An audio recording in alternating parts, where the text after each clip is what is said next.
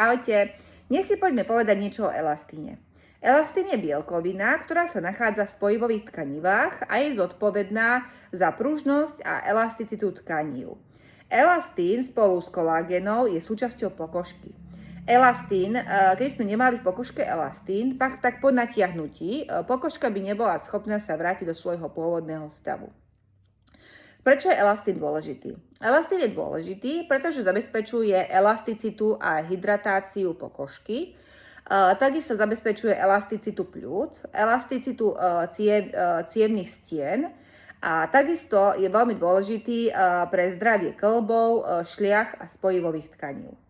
Kde sa v tele nachádza? Ako som už spomínala, nachádza sa v pokožke, nachádza sa v spojivových tkanivách, nachádza sa v pľúcach, v stenách ciev, ale je veľmi dôležité povedať, že tvorba elastínu sa výrazne spomaluje po 25.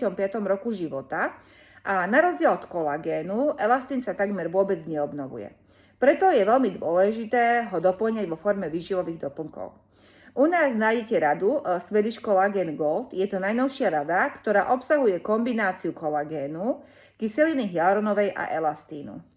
Pozrite si stránku www.kingre.sk alebo www.hyaluron.sk. Ahojte.